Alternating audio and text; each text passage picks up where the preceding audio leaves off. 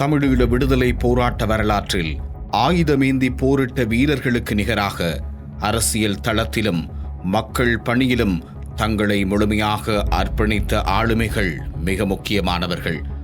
அந்த வகையில் தமிழீழ விடுதலை புலிகளின் அரசியல் துறையினரால் நாட்டுப்பற்றாளர் விருது வழங்கி கௌரவிக்கப்பட்டுள்ள ஞான பூங்கோதை வண்ணக்கா அவர்களின் வாழ்வு ஒரு தேசத்தின் விடுதலையை தமது மூச்சாக கொண்ட ஒரு புரட்சியாளரின் பயணமாகும்.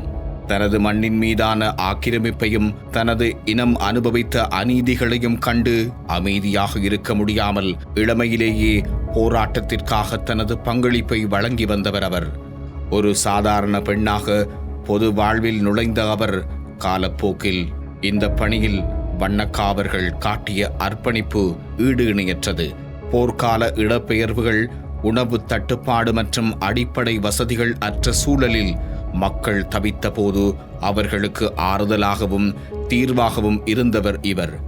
கிராமம் கிராமமாக சென்று மக்களிடையே அரசியல் விழிப்புணர்வுகளை ஏற்படுத்தியதுடன் அவர்களின் அன்றாட துயரங்களையும் தீர்ப்பதில் முன்னின்றார்.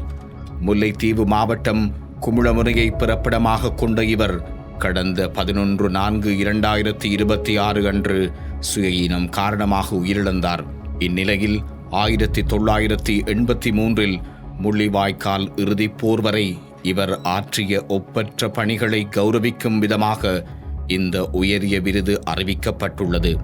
விடுதலை போராட்ட காலத்தில் வண்ணக்காவின் இல்லமானது போராளிகளுக்கான புகலிடமாகவும் காயமடைந்தோரை பராமரிக்கும் மருத்துவ முகாமாகவும் முக்கிய ஆவணங்களை பாதுகாக்கும் இரகசிய மையமாகவும் திகழ்ந்தது.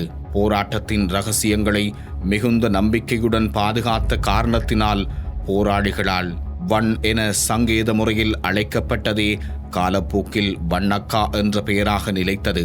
சிங்கள இராணுவம் மற்றும் இந்திய அமைதிப்படையின் கடுமையான அச்சுறுத்தல்களுக்கு மத்தியிலும் தமது குடும்பத்துடன் காடுகளில் மறைந்திருந்து போராட்ட பணிகளை துணிச்சலுடன் தொடர்ந்தவர் என்பது குறிப்பிடத்தக்கது.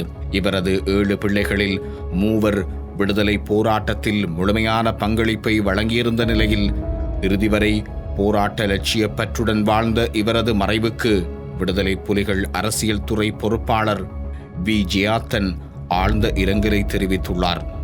2009 ஆண்டு முள்ளிவாய்க்கால் வரை நீடித்த மிக கொடூரமான இறுதிக்கட்ட போரின் போது எந்நேரமும் மரணம் நிகழக்கூடுமென்ற அச்சம் நிலவிய சூழலிலும் வண்ணக்கா அவர்கள் தனது மக்கள் பணியிலிருந்து பின்வாங்கவில்லை. குண்டு மலைகளுக்கு மத்தியிலும் காயமடைந்த போராளிகளையும் ஆதரவற்ற பொதுமக்களையும் அரவணைத்து அவர்களுக்கு தேவையான உதவிகளை செய்வதில் அவர் காட்டிய மன உறுதி போற்றத்தக்கது. தனது சொந்த பாதுகாப்பை விட தேசத்தின் கௌரவத்தையும் மக்களின் பாதுகாப்பையுமே மேலாக கருதி செயற்பட்ட அவரது குணம் ஒரு உண்மையான தேசப்பற்றாளருக்குரிய இலக்கணமாகும். போர் மௌனிக்கப்பட்ட பின்னரும் எத்தகைய அரசியல் நெருக்கடிகளையும் சவால்களையும் அவர் எதிர்கொண்ட போதும் தனது கொள்கையிலும் மண் பற்றிலும் அவர் துளிகூட தடம் மாறவில்லை. நாட்டுப்பற்றாளர் விருது என்பது விடுதலை போராட்டத்தின் மிக உயரிய மற்றும் புனிதமான கௌரவமாகும். இது வெறும் பட்டமல்ல, ஒரு தேசத்திற்காக தனது வாழ்நாள் முழுவதையும் இன்பங்களையும் துறந்து உழைத்தவர்களுக்கு வழங்கப்படும் வரலாற்று அங்கீகாரம். வண்ணக்கா அவர்களுக்கு இந்த விருது வழங்கப்பட்டிருப்பது அவர் சிந்திய வியர்வைகளையும் அவர் எதிர்கொண்ட வலிகளையும் வரலாறு ஒருபோதும் மறக்காது என்பதன் அடையாளமாகும்.